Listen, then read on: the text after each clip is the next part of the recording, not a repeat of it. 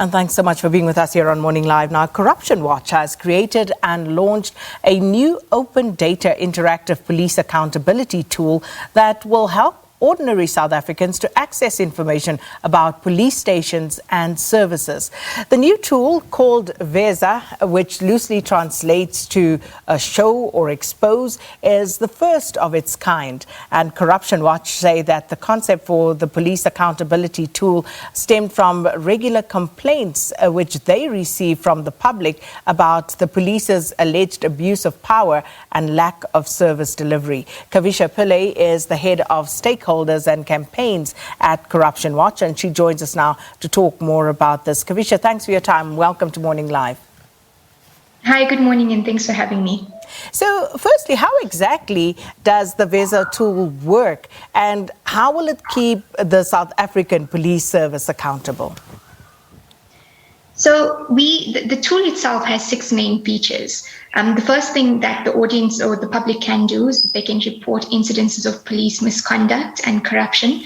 All of these cases are anonymous, but they're geolocated. So if they happened in a specific street, for example, here in Auckland Park, it will then be geolocated to that location.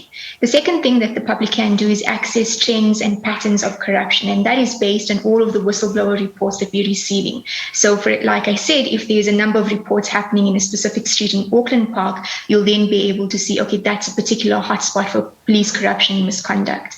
The third thing that the audience would be able to do is be able to access information about their rights. Now, we know that there's often an information gap between the public and the police, and that's where sort of rampant and widespread abuse occurs. So we've created thematic areas about, if you've experienced police corruption, if an officer has asked you for a bribe, if you're in a roadblock, this is what you should do. This is where you should report any type of corruption or misconduct to.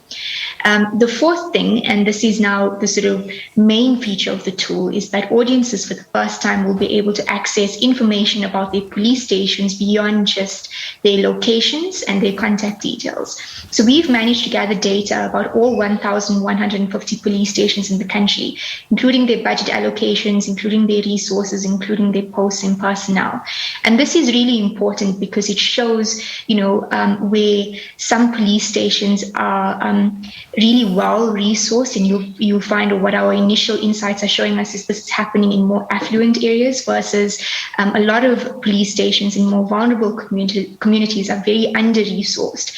And, this starts to raise important questions about whether or not the police were able to respond to the different crime and vulnerabilities in those communities based on their resource allocation, their personnel and their budgets. So that feature particularly is to help activists, to help community leaders, to even help the police themselves advocate for better resourcing so that they can respond to the environment around them.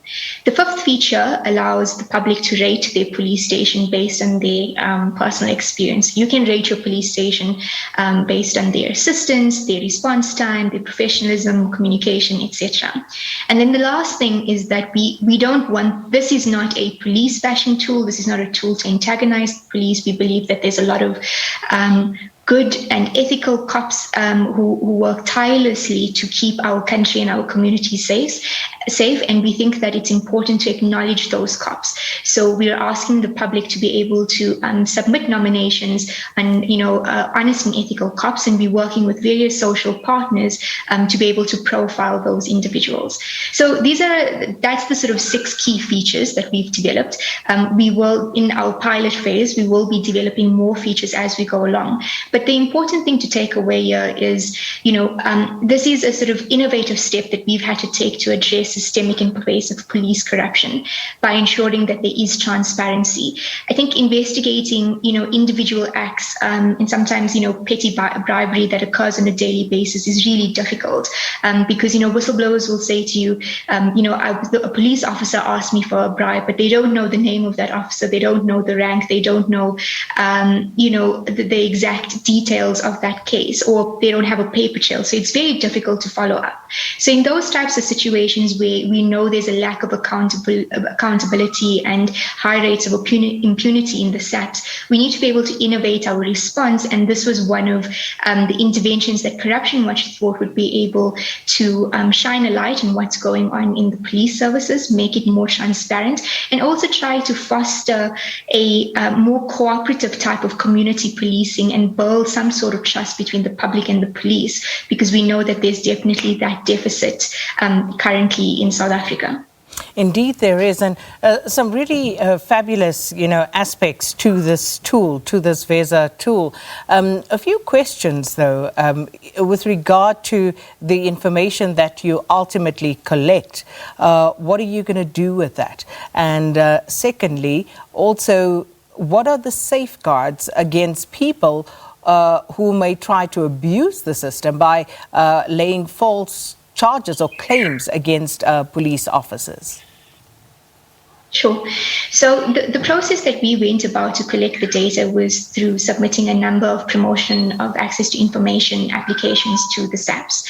And we then received all of that information and we publicized it through this tool. So all of the information that you're seeing, especially relating to police stations, came directly from the SAPs. What you will see is that there are a number of discrepancies. So certain provinces didn't provide information that we had asked for. For example, the Western Cape didn't provide, the number of police vehicles in their province, and Gauteng and a few other provinces didn't provide their budget allocations, and in particular Gauteng didn't provide holding cell capacity per police station across the province.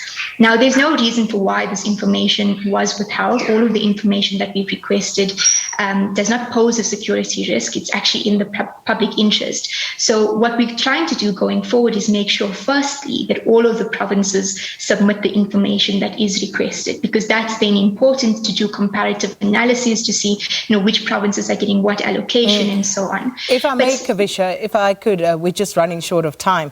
The question I was asking was, what were you going to do with the information that you glean from the tool, where people actually come forward as whistleblowers? How are you going to treat that information?